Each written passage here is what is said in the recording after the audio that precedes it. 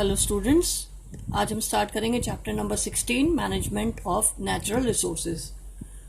Class इससे पहले आपने 9th क्लास में नेचुरल रिसोर्सेज के बारे में पढ़ा था, जिसमें हमने सॉइल, एयर, वाटर और वेरियस कंपोनेंट्स को डिस्कस किया था और हमने उनकी साइकिलिंग पढ़ी थी थ्रू बायोजियोकेमिकल साइकिल्स। मीन्स जो कंपोनेंट्स हैं वो साइकिल्ड होते हैं बायोटिक और एबायोटिक फैक्टर्स में, जिसमें हमने carbon cycle, water cycle, nitrogen cycle, oxygen cycles को डिस्कस किया था। अब इस चैप्टर में हम डिस्कस करेंगे कि जो रिसोर्सेज है हमारे, उनको हम कैसे मैनेज तरीके से यूज करें और उनको फ्यूचर के लिए सिक्योर करें, मीन सस्टेन तरीके से यूज करें। आपने चैप्टर नंबर 15 में पढ़ा है कि जो हमारा जो ये रिसोर्सेज है, जैसे आपका सॉइल, एयर और वाटर, ये क्या होते हैं, पोल्यूट होते हैं। किस किस तरह से हमारी एक्टिविटीज से पोल्यूट होते हैं वो हमने चैप्टर नंबर 15 में पढ़ लिया था, our resources, our environment chapter में। Is it clear? नाउ अब हम पढ़ेंगे कि जो रिसोर्सेज हैं हमारे, जिनको हम पोल्यूट भी कर रहे हैं और जिनकी हमने बायोजियोकेमिकल साइकिल्स 9th क्लास में पढ़ ली है, अब हम उनको कैसे मैनेज तरीके से यूज करें जो फ्यूचर जनरेशन के लिए वो बच सके, और सेकेंड चीज एनवायरमेंटल हार्म है वो कम से कम हो और हमारा डेवलपमेंट भी कंटिन्यूएशन में होता रहे। Is it clear class? आप लोगों ने जैसे अब देखते हैं चैप्टर में some natural resources like soil, air, water and how various components are cycled over again in nature. ठीक है, over and over again in nature. In the previous chapter we also learned about the pollution of these resources because of some of our activities. ठीक है, ये भी मैंने आपको बता दिया है। In this chapter we shall look at some of our resources and how we are using them. Maybe we should also think about how we ought to use our resources so as to sustain the resource and conserve our environment. Means इस chapter में हम पढ़ेंगे sustain the resources and conserve our environment. Means resources का conservation with regarding our development and conservation of our environment. Okay, आप लोग notice करो कि हमारे जो रिसोर्सेज है वो मेजरली कौन से हैं। जो नेचुरल रिसोर्सेज हैं वो कौन से हैं? फॉरेस्ट हो गया, वाइल्ड लाइफ हो गया, वाटर, कोल एंड पेट्रोलियम। ठीक है, और उनके अकॉर्डिंग जो अलग अलग जो स्टेक्स हैं, स्टेक्स मतलब वो ग्रुप जो कि इंटरेस्ट शो करता है पर्टिकुलर रिसोर्स में। ठीक है, and we see what are the issues at stake in deciding how these resources are to be managed for sustainable development. Issue at stake in deciding का मतलब है, stake word यहाँ पे ये है, the group of people who interest in the particular resource, whether in their conservation or whether in their utilization. Okay, we often hear or read about environmental problems. These are often global level problems as we feel helpless to make our changes. There are international laws and regulation, and then there are our own national laws and acts for environmental protection. There are also national and international organizations working towards protecting our environment. आप लोगों ने जो problems अभी environmental problem जो है majorly काफी पढ़ा होगा उनके बारे में, जिसमें एक प्रॉब्लम हमारी है ग्लोबल लेवल प्रॉब्लम, जिसके अकॉर्डिंग जो इंटरनेशनल और नेशनल लॉज बनाए गए हैं ताकि जो एनवायरमेंट है उसको प्रोटेक्ट अप किया जा सके। ठीक है, that is called environmental protection laws which work nationally और इंटरनेशनली। अब उन्हीं में से एक प्रॉब्लम अगर हम डिस्कस करना चाहें तो एक अवेयरनेस प्रॉब्लम जो है वो है आपका, अगर हम सोसाइटी की बात करते हैं तो उसमें हमारे पास है गंगा जो बहुत ज्यादा पोल्यूट हो रही है।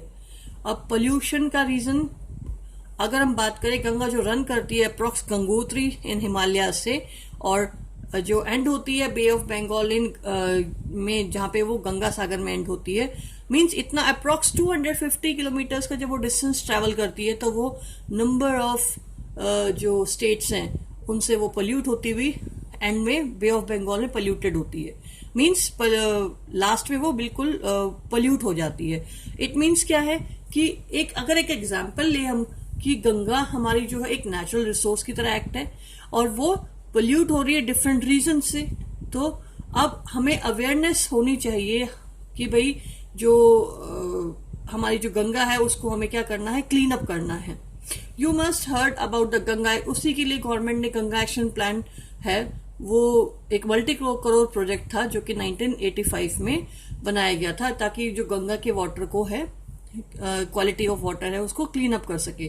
क्योंकि गंगा की जो वाटर क्वालिटी वो बहुत ज्यादा क्या हो चुकी है, पोल्यूट हो चुकी है, बिकॉज ऑफ मैनी रीजंस क्या हो सकते हैं, जैसे human activities, washing clothes, bathing, next जो इंडस्ट्रीज है जो अपना टॉक्सिक सब्सटेंसेस है वो गंगा में डंप करती हैं।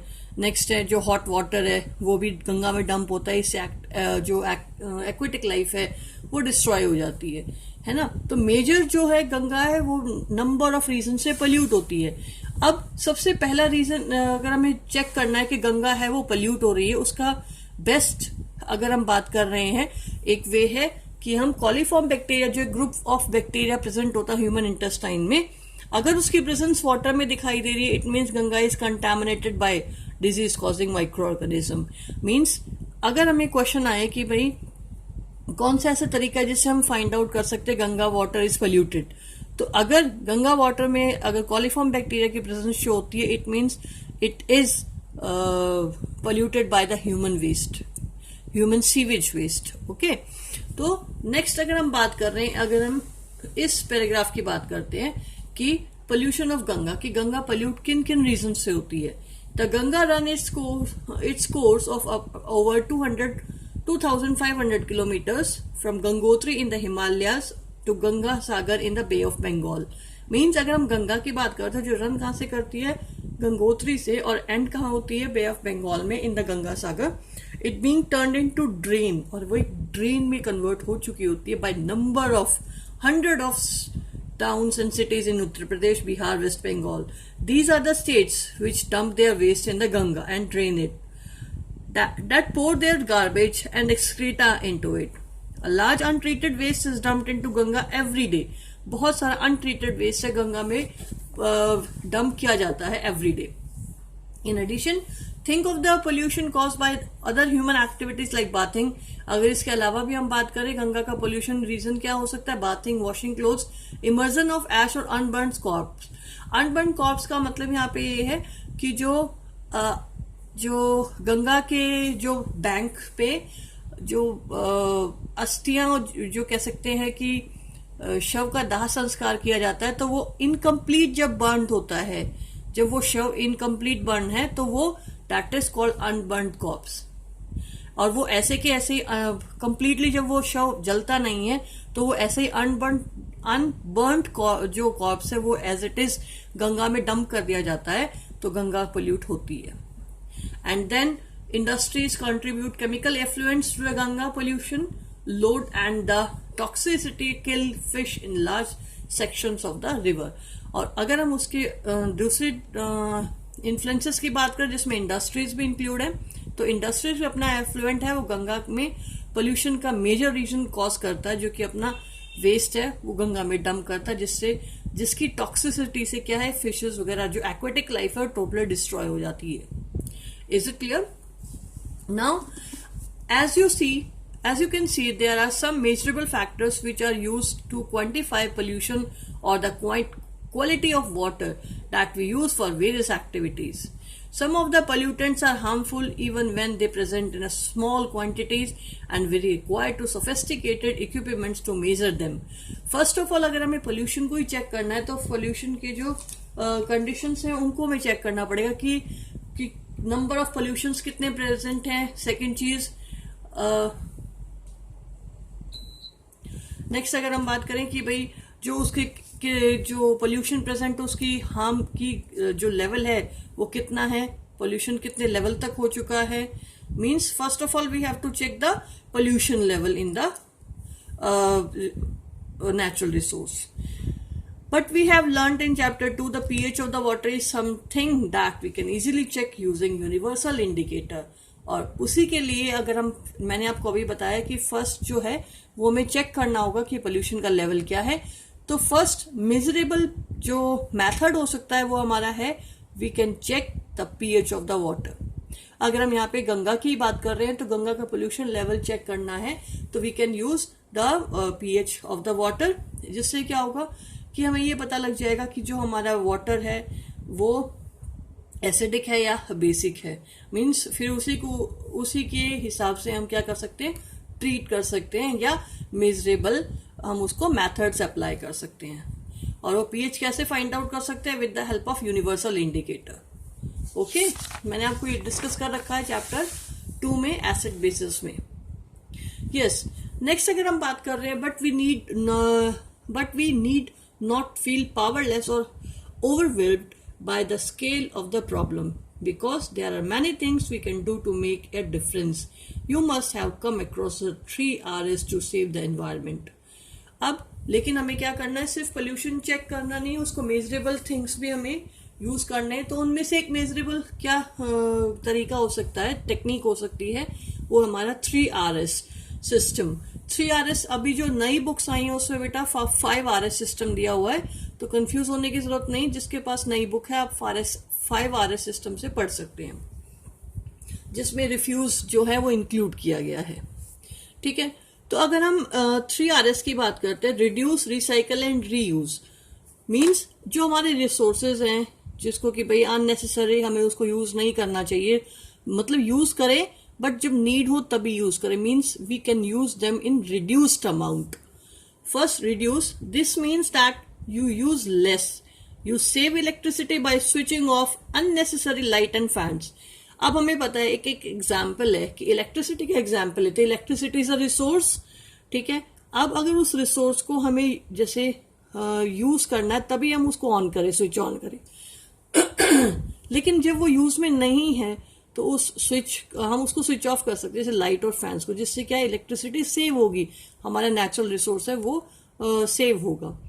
ठीक है, you save water bye repairing leakage tap. एक एग्जाम्पल वाटर का ले सकते हैं, जिसमें हम क्या कर सकते हैं, जो लीक जो टैप्स हैं उनको हम क्या कर सकते हैं, रिपेयर कर सकते हैं, जिससे कि ड्रॉप बाय ड्रॉप जो वाटर का लॉस है उसे हम प्रिवेंट कर सकते हैं, हमारे रिसोर्स को सेव कर सकते हैं। Do not waste food. अगर हम एक एग्जाम्पल और लेते हैं फूड का, जो हमारा अनदर रिसोर्स है, तो उस फूड को हम वेस्ट नहीं करना चाहिए। आप नोटिस करो, जितनी भी पार्टीज होती है मैरिज वगैरह की, तो उसमें बहुत सारा फूड है वो वेस्ट हो जाता है। मीन्स आपको उतना ही अपनी प्लेट में यूज करना चाहिए जितना आप कंज्यूम कर सकते हो। तो उससे हमें अपने आप को बचाना है कि हम वेस्ट फूड को ना करें। तो अल्टीमेटली फूड जो रिसोर्स है अपने आप में प्रोटेक्ट अप होगा और सेव होगा। Can you think of other things that you can use, reduce and use, means uses of. अगर आप और भी एग्जाम्पल्स देख सकते हो अपनी डेली लाइफ में, जिसको आप फॉलो करके क्या कर सकते हो, रिसोर्सेज को प्रिवेंट कर सकते हो। ठीक है, अगर एग्जाम्पल की बात करें, जैसे हम किचन की बात कर लेते हैं, किचन में हम प्रेशर कुकर को यूज कर सकते हैं, बिकॉज प्रेशर कुकर है वो जो गैस है उसको सेव करता है, फास्ट जो है फूड को कुक करता है एज कंपेयर टू ओपन। मीन्स हम बहुत सारे छोटे छोटे अपनी डेली लाइफ में अपने आप को चेंजेस ला करके, चीजों को रिड्यूस्ड अमाउंट में यूज करके हम क्या कर सकते हैं, प्रोटेक्शन कर सकते हैं। रिड्यूस की बात आती है तो रिड्यूस में हम एक और एग्जांपल ले सकते हैं प्लास्टिक का। कोशिश करो कि आप प्लास्टिक के जो पॉलिथीन्स वगैरह उनको कम से कम यूज करो। ठीक है, मान लिया कि हमें उनको यूज करे बगैर हमारा काम नहीं चल सकता, बट आप यूज करो बट इन रिड्यूस्ड अमाउंट। ठीक है, रिसाइकल्ड, और वो रिड्यूस कैसे कर सकते हो कि आप पॉली बैग की जगह आप क्लोथ बैग यूज कर सकते हो, रिड्यूस कर सकते हो अमाउंट को। Next, recycle, this means that you collect plastic, paper, glass and metal items and recycle these material to make required thing instead of synthesizing or extracting fresh plastic bag, paper, glass और metals. Another method हो सकता है कि जो हम चीज है उसको रिसाइकल में दे दें। जैसे आप देखो, हम बहुत सारी चीजें कबाड़ी वाले को देते हैं, तो वो कबाड़ी वाला अल्टीमेटली उस सब्सटेंसेस को लेके कहाँ जाता है, रिसाइकलिंग में। तो जो उसका रॉ मटेरियल का जो कॉस्ट है वो बच जाती है, रॉ मटेरियल जो कि अल्टीमेटली बर्डन किस पे प्रोड्यूस करते थे, रिसोर्सेज पे। तो अल्टीमेटली अगर हम उनको रिसाइकल में देंगे तो नेचुरल रिसोर्सेज पे, रॉ मटेरियल्स के लिए बर्डन कम हो जाएगा। In other In order to recycle, we first need to segregate our waste so that the material that can be recycled is not dumped along with the waste of other waste. इसके लिए पहला तरीका क्या होगा? We can segregate. अब हम waste को segregate करेंगे कि कौन सा रिसाइकलिंग में जा सकता है और कौन सा नहीं. Does our village, town, city have a mechanism in place of recycling this material? Now next method की बात करते हैं. तो नेक्स्ट मेथड हमारे पास है रीयूज. रीयूज का मतलब क्या है? It is actually even better than the recycling. Because अब इंपॉर्टेंट है, यहां से क्वेश्चन डेवलप होता है कि is reuse is better than recycling or not. Yes, reuse is much better than recycle because in reuse the cost of recycling prevents and the energy used to recycle is कह सकते हैं बच जाती है. ठीक है, मेजरेबल जो condition है रीयूज में वो बेटर होती है as compare to recycling. Cost बच जाती है, एनर्जी का जो डिमांड है फॉर रिसाइकलिंग वो जो है वो बच जाता है. किस केस में? रीयूज में. एग्जाम्पल की अगर हम बात करें, खाली हमारे जो बॉक्सेस हैं या खाली हमारे जो जैम के या बॉटल्स वगैरह हैं उनको हम वॉश करके दोबारा रीयूज कर सकते हैं इंस्टेड कि हम उन्हें रिसाइकलिंग में दें. ठीक है, this is actually even better than the recycling because the process of recycling use some energy. क्योंकि रीयूज क्यों बेटर है? बिकॉज जो रिसाइकलिंग में एनर्जी का लॉस हो रहा है उनको रिसाइकल करने के लिए वो प्रिवेंट हो सकता है. In the reuse strategy you simply use things again and again. Reuse में हम चीजों को अगेन एंड अगेन क्या कर सकते हैं? रीयूज कर सकते हैं. Next, instead of throwing away using used envelopes you can reverse it and use it again. The plastic bottles in which you buy various food items like jam or pickle can be used for storing things in the kitchen. What other items can be reused? ये मैंने आपको बता दिया है कि हम खाली bottles हैं उनको दोबारा यूज कर सकते हैं वॉश करके. ऐसे ही डेली लाइफ में बहुत सारी ऐसी एग्जाम्पल्स आप देख सकते हो जो कि क्या हो सकते हैं? रीयूज हो सकते हैं. Okay, now but even while making everyday choice we can make environmental friendly decisions. For doing this we need to know more about how our choice affect the environment. These effects may be immediate or long term or long ranging. The concept of sustainable development encourages from a form of growth that means current basic human needs while preserving the resources for the need for future generation. Economic development is linked to environmental conservation. बहुत important है ये paragraph. इसमें हमें जो resources को जो use करने का तरीका बोला है वो सस्टेन तरीके से बोलने के लिए बोल रहा है जिसमें कि सस्टेनेबल डेवलपमेंट को प्रेफरेंस दी गई है. मीन्स हमें जो अपने रिसोर्सेज हैं वो जो रिसोर्सेज है उनको सस्टेन तरीके से यूज करना है ताकि वो फ्यूचर के लिए प्रिजर्व हो सके. देखो, for the need of future generation. Second thing, economic development is linked to environmental conservation. और इकोनॉमिक जो डेवलपमेंट है वो भी किससे लिंक्ड है? एनवायरमेंटल कंजर्वेशन से. क्यों? क्योंकि इकोनॉमी जो है वो जब तब बढ़ेगी जब हमारे पास रिसोर्सेज कंजर्व रहेंगे. इसमें एक कॉन्सेप्ट आया है बच्चों, देखो यहाँ पे इमीडिएट और लॉन्ग टर्म रेंजिंग. इमीडिएट की बात कर रहे हैं अगर हम बात करते हैं कि मीन्स शॉर्ट टर्म, और दूसरा हो गया long ranging means long term. Means हमें अपने रिसोर्सेज को इस तरह यूज करना है कि शॉर्ट टर्म और लॉन्ग टर्म दोनों में से कौन सा प्रोस्पेक्टिव यूज करें कि हमारा जो डेवलपमेंट है वो फास्ट हो. मतलब डेवलपमेंट है कंटिन्यूएशन में होता रहे रेगुलरली. अगर हम शॉर्ट टर्म की बात करते हैं जिसमें हमने इमीडिएट बोला है, इसमें क्या है? हम रिसोर्स अपना डेवलपमेंट तो बहुत फास्ट करते हैं. फास्ट का मतलब है कि हम रिसोर्सेज को बहुत ज्यादा यूज कर रहे हैं और उससे बहुत सारा प्रोडक्ट फॉर्मेशन करके, और सेकेंड चीज एनवायरनमेंट को हार्म करते हुए रिसोर्सेज को यूज कर रहे हैं. और अल्टीमेटली एकदम से सारे रिसोर्सेज क्या है? यूज अप हो गए, डेवलपमेंट कर लिया. बट जब डेवलपमेंट तो हो गया लेकिन फ्यूचर के लिए जब हमारे पास रिसोर्सेज ही नहीं बचेंगे तो उस इमीडिएट जो है जो हमारा शॉर्ट टर्म प्रोस्पेक्टिव है उससे हमें कोई बेनिफिट नहीं होगा, हमारा डेवलपमेंट स्टॉप हो जाएगा.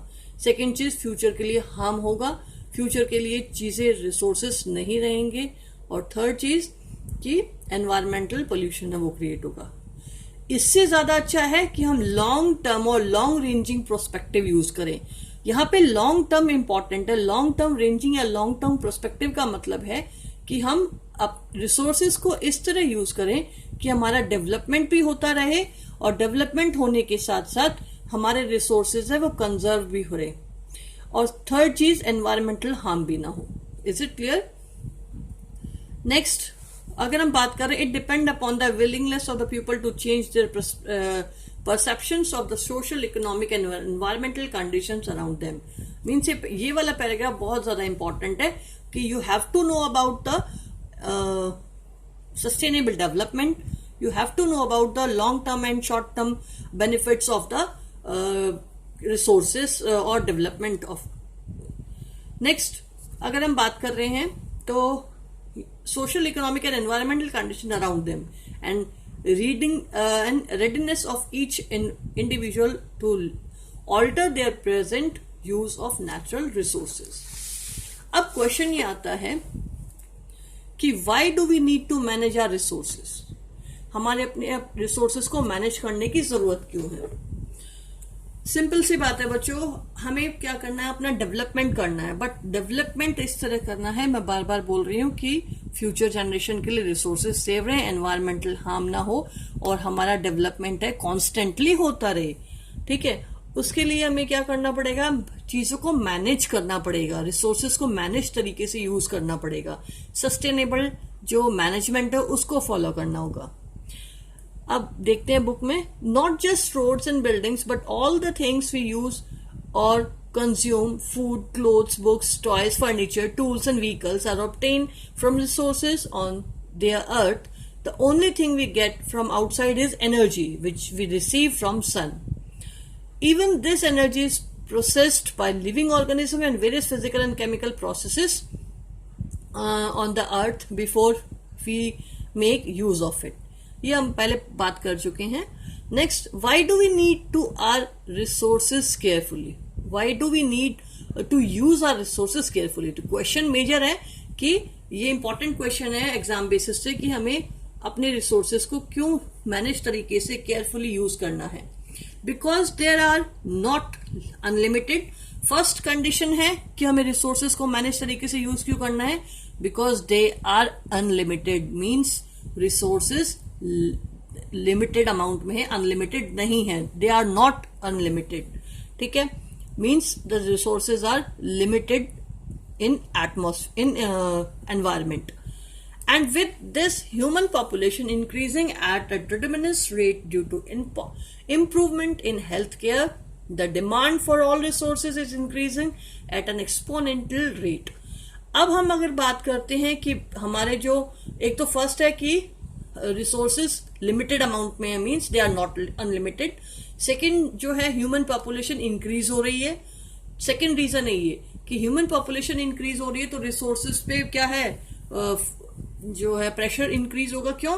क्योंकि हमें क्या करना है, इम्प्रूवमेंट हेल्थ केयर करनी है, जो डिमांड से फुलफिल करनी है।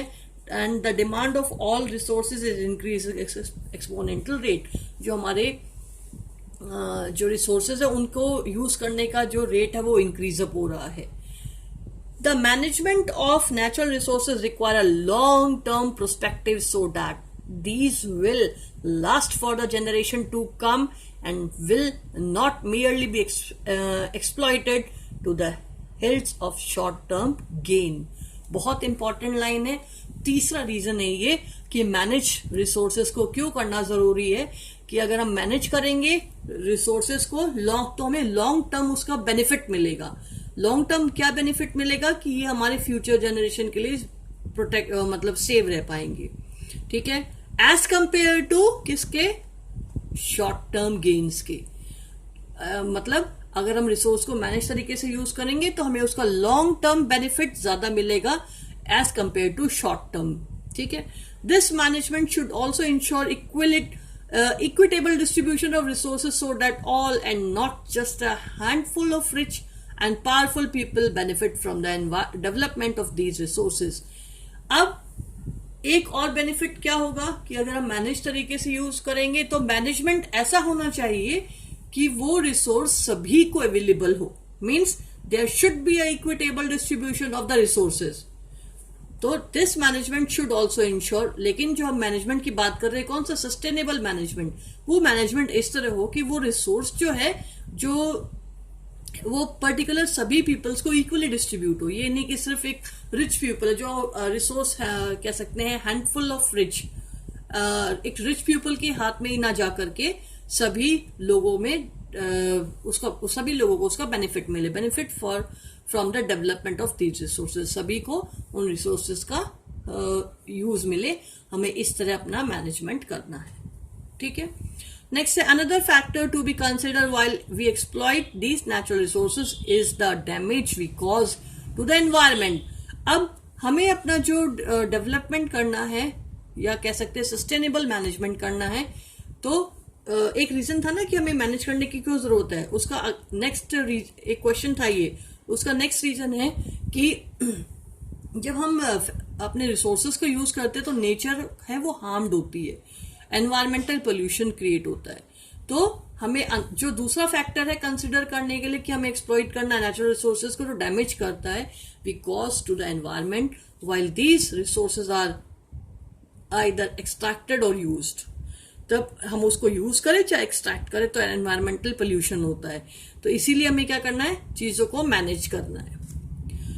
एक एग्जाम्पल है और इंपॉर्टेंट एग्जाम्पल है बेटा एग्जाम पॉइंट ऑफ व्यू से। For example mining causes pollution because of the large amount of slag which is discarded for every tons of metal extracted. Hence, sustainable natural resources management demand that we plan the safe disposal of these waste too.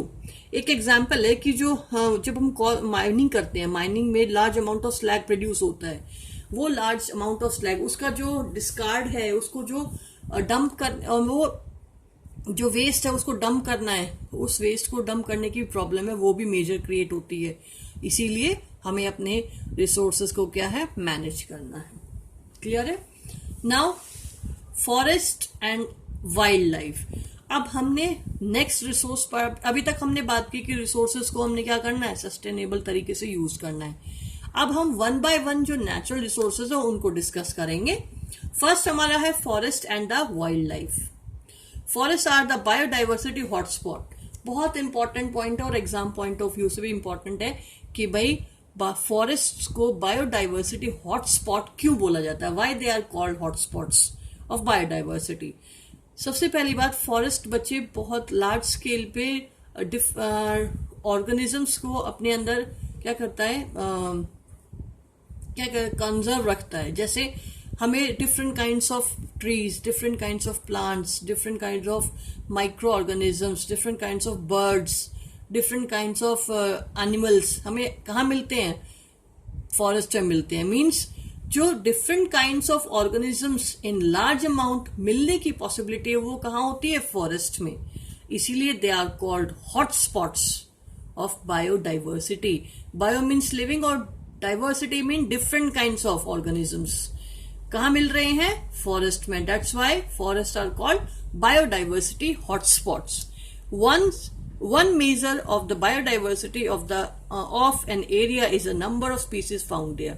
Means अब हमें यहाँ पे definition wise भी बात आ गई है कि biodiversity का मतलब है कि एक एरिया, हॉटस्पॉट मतलब एक ऐसा एरिया जहाँ पे लार्ज नंबर ऑफ स्पीसीज है वो फाइंड आउट होती है। लार्ज नंबर ऑफ स्पीसीज चाहे वो प्लांट्स की हो चाहे वो एनिमल्स की हो। That's why forest are called biodiversity hotspots. However the range of different life form जैसे बैक्टीरिया हो गए, fungi, ferns, flowering plants, nematodes, insects, birds, reptiles and so on is also important. These are also resources और ये कहाँ मिलेंगे हमें, forest में। One of the main aim of the conservation is to try and preserve the biodiversity we have inherited. अब हमारा अगला M क्या है कि हमें इसी बायोडाइवर्सिटी को क्या करना है, कंजर्व करना है, प्रिजर्व करना है। ठीक है। नेक्स्ट है experiments and field studies suggest that a loss of diversity may lead to loss of ecological stability. बहुत इंपॉर्टेंट पॉइंट है, बहुत इंपॉर्टेंट लाइन है। एक्सपेरिमेंट्स ये सजेस्ट करते हैं कि भाई अगर डाइवर्सिटी लॉस होता है, मींस पर्टिकुलर जो हमारी कह सकते हैं जो स्पीसीज अगर खत्म होती जाती हैं तो अल्टीमेटली इकोलॉजिकल इम्बैलेंस क्रिएट होता है, इकोलॉजिकल स्टेबिलिटी वो डिस्टर्ब होती है। आपको मैंने चैप्टर आर एनवायरनमेंट में पढ़ाया था कि अगर मान लो पर्टिकुलर ऑर्गेनिजम्स है वो फूड चेन में से इरेडिकेट हो जाते हैं तो पूरी फूड चेन है वो क्या हो जाती है, डिस्टर्ब हो जाती है, मीन्स इकोलॉजिकल इम्बैलेंस क्रिएट हो जाता है, इजंट इट। तो वही बात यहाँ पे है कि इकोलॉजिकल इम्बैलेंस क्रिएट हो रहा है कब, जबकि जो लॉस ऑफ बायोडाइवर्सिटी हो रही है तब, मीन्स नंबर ऑफ स्पीसीज जब रिमूव आउट होती जाएंगी किसी पर्टिकुलर एरिया से तो उस पर्टिकुलर एरिया में क्या हो जाएगा, इकोलॉजिकल स्टेबिलिटी डिस्टर्ब हो जाएगी। अब हम फॉरेस्ट ही पढ़ रहे हैं तो फॉरेस्ट में हम बात करते हैं स्टेक होल्डर्स की। अभी थोड़ी देर पहले जब चैप्टर शुरू हुआ था मैंने आपको बताया था कि स्टेक होल्डर्स क्या होते हैं। स्टेक होल्डर्स वो होते हैं बच्चे जिनका पर्टिकुलर इंटरेस्ट होता है किसी पर्टिकुलर रिसोर्स में। अब यहाँ पे हम बात कर रहे हैं फॉरेस्ट की, तो फॉरेस्ट में जो इंटरेस्ट लेने वाले पीपल्स हैं उन्हें हम बोलेंगे स्टेक होल्डर्स। अब वो इंटरेस्ट चाहे उनको यूज करने में हो चाहे उनको प्रोटेक्ट करने में हो, किसी भी रीजन से उनका इंटरेस्ट अगर उस पर्टिकुलर रिसोर्स में है, that's why they are called the stakeholders of the particular resource. Now we all use various forest products produce but our dependence on forest resources varies. हम अलग अलग products को use करते हैं लेकिन हमारी फॉरेस्ट पर डिपेंडेंस अलग अलग है। Some of us have access to alternative, some do not. When we consider the conservation of forest, we need to look at the stakeholders who are.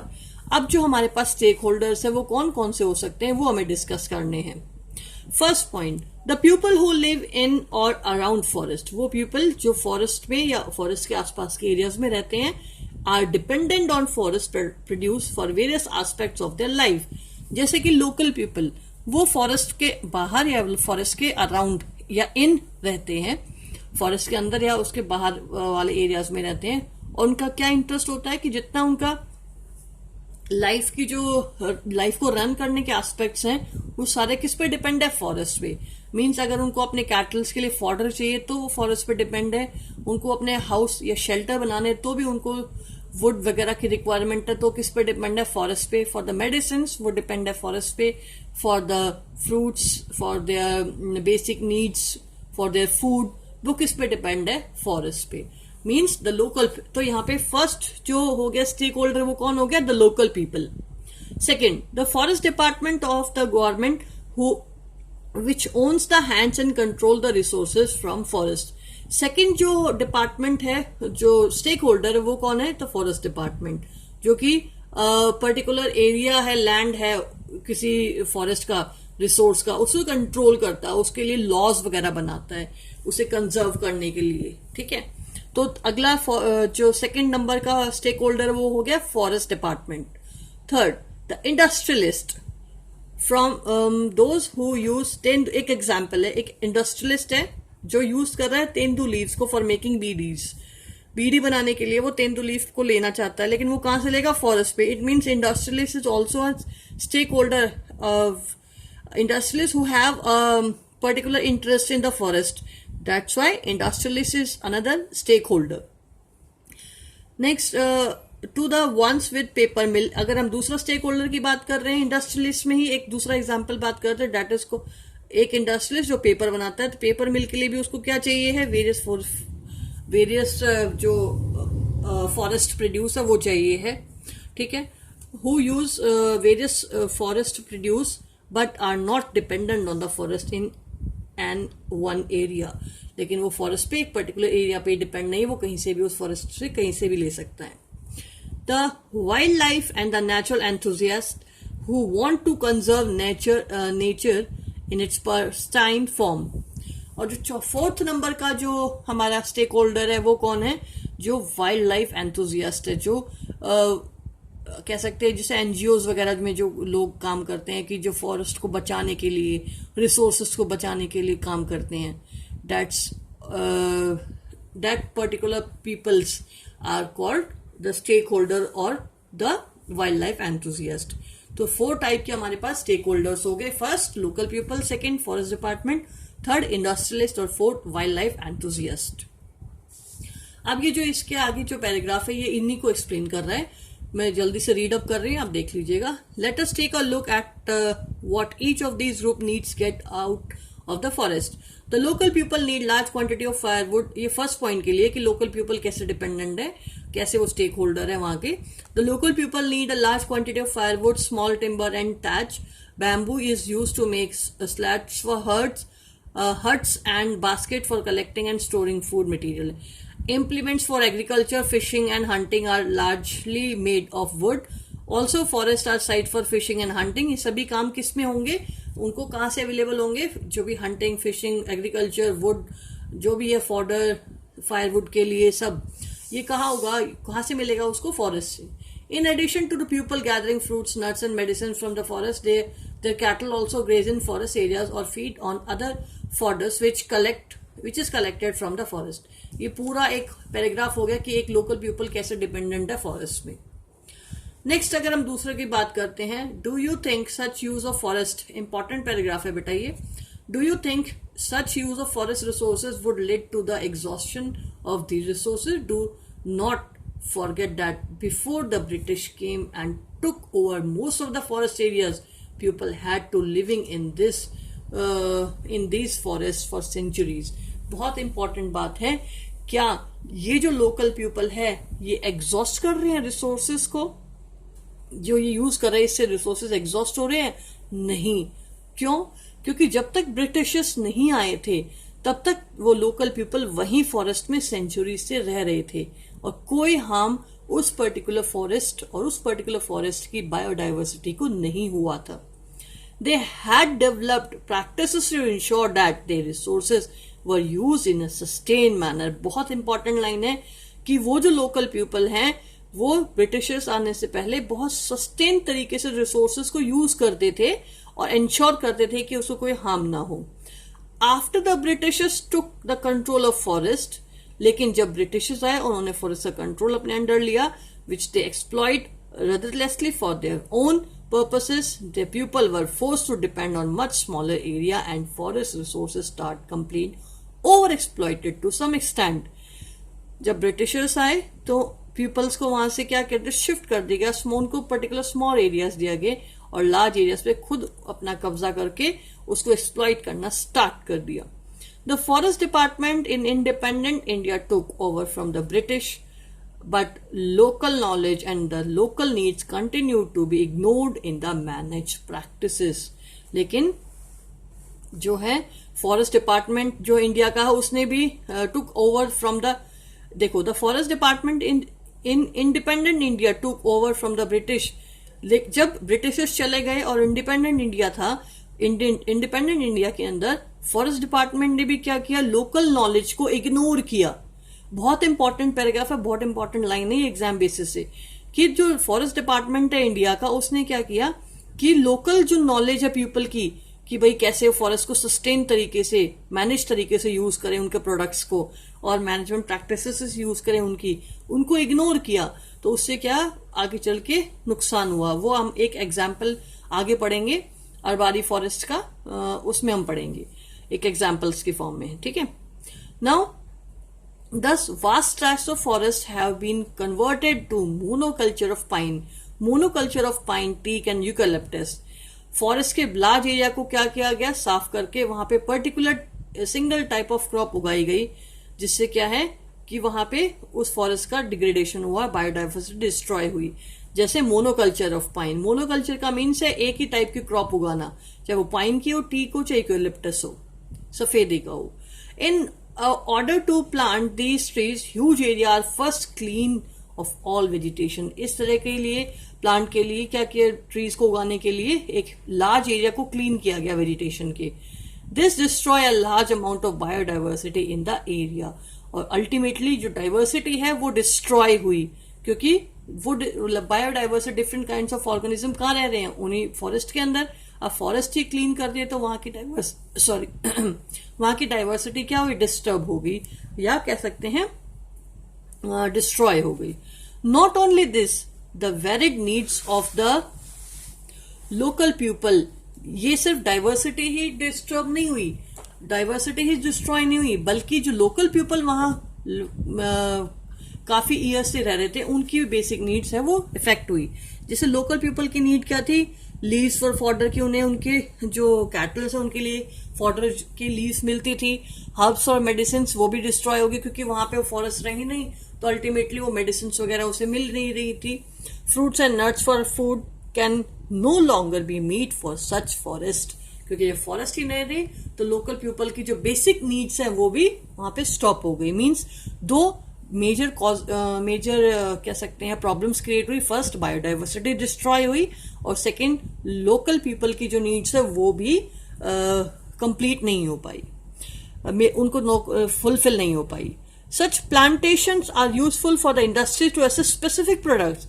Asset plantation मतलब जैसे पाइन ट्री उगाना, आपका ये large huge कह सकते हैं teak pines eucalyptus plants उगाना, इससे पर्टिकुलर डिमांड तो पूरी हुई स्पेसिफिक प्रोडक्ट के लिए, बट अल्टीमेटली और सेकेंड चीज हमारे जो फॉरेस्ट डिपार्टमेंट उसका रेवेन्यू भी बढ़ा, उसका जो अमाउंट है इनकम है वो भी बढ़ी, बट लोकल पीपल है वो क्या हो गए, उनकी नीड्स पूरी नहीं हो पाई और सेकेंड चीज जो डाइवर्सिटी वो डिस्ट्रॉय हो गई।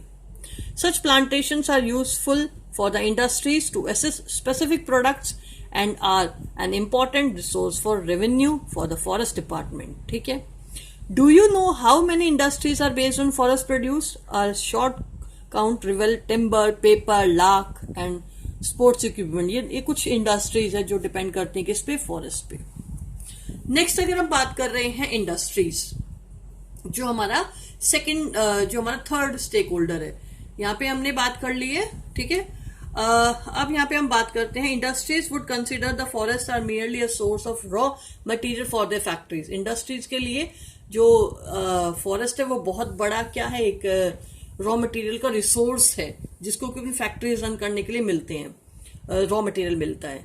And huge interest group lobby for government for access these raw material at artificially low rate. Since these industries have a greater reach than the local people, they are not interested in the sustainability of the forest. क्योंकि बहुत ज्यादा जो industries के जो कह सकते हैं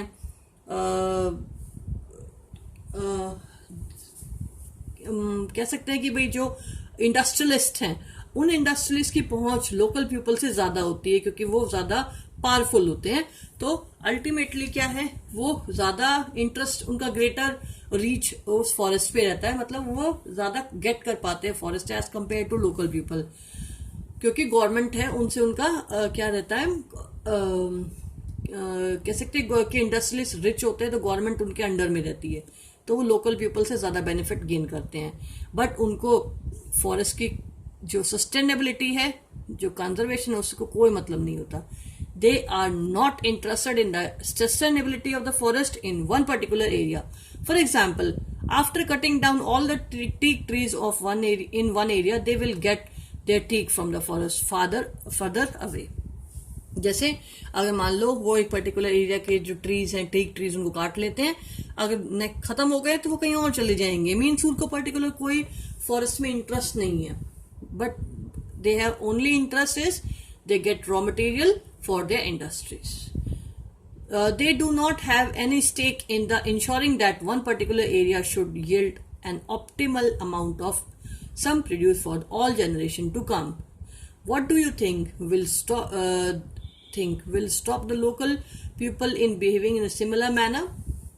Now, last हमारा कह सकते हैं, lastly we come to the nature and wildlife enthusiasts who are in no way dependent on the forest but who may have considerable say their management.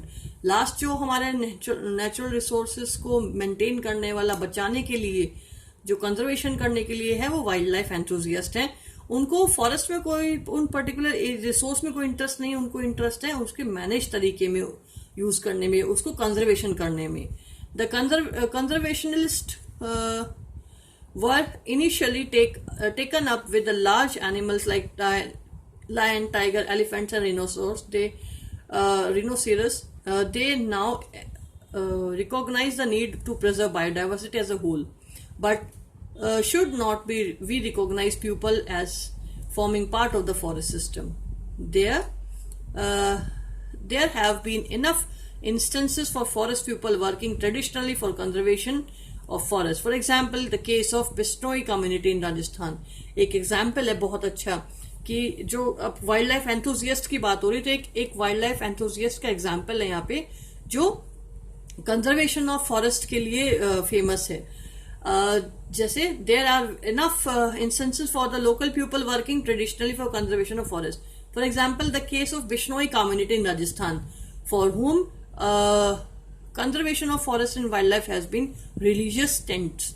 जो लोकल पीपल जो थे राजस्थान के, जो बिश्नोई कम्युनिटीज के थे, उनके लिए फॉरेस्ट भगवान के वन देवता की तरह उनको पूजते थे. वाइल्ड लाइफ की कंजर्वेशन के लिए फॉरेस्ट को, वाइल्ड लाइफ को एक रिलीजियस, एक धार्मिक उनके लिए मान्यता था कि भाई वो हमारे जो हैं देवी देवता हैं.